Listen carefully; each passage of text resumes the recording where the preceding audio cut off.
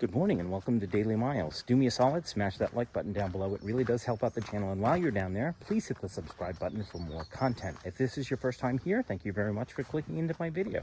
If you've been here before, dude, thanks for subscribing. On today's agenda, section 6 and 7 of chapter 4. This one's a good one, I gotta tell you.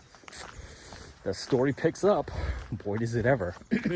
We get into some intrigue.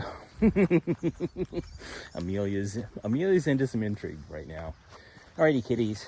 So, without further ado, because this is a very short update, here is section 6.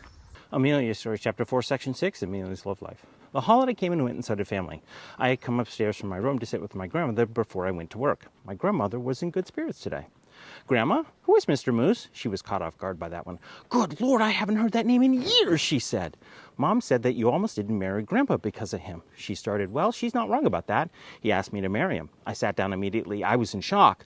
Seeing the look on my face, she went on. "By date number 4, we were in love. By date number 7, he asked."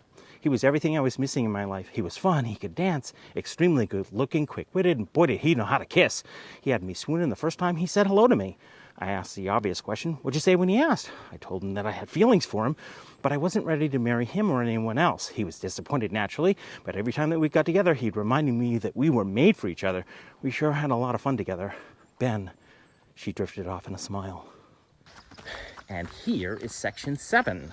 Amelia's story, chapter 4, section 7, Amelia's love life. "Amelia, he's got to go," my grandfather said. My mother chimed in, "Mama, he just gives me the creeps the way he looks at me." Amelia couldn't argue with her daughter. "Benjamin, Mr. Moose was so nice in so many ways," she said. "But the thing with Joni, that was the stick that broke the dam and Ben had to go." She called him and told him it was over. Naturally, she was upset with having to cut things off with Mr. Moose.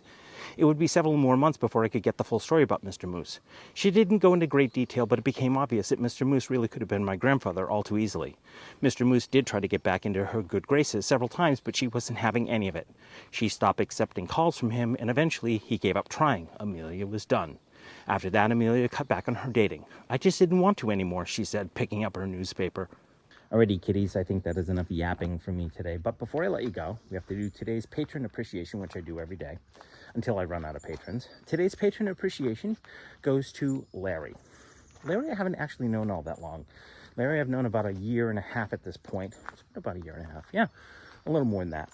I met him about 6 weeks before I actually bought my van. And if it weren't for Larry, the head on my vehicle, A, never would have gotten purchased, and B, never would have gotten installed. And if it weren't for Larry, that probably thing would never have gotten built the way that it is and never been on the road. So all I have to do is say a heartfelt thank you to Larry, because boyfriend stepped up hard. Anyways, so thank you very much, Larry.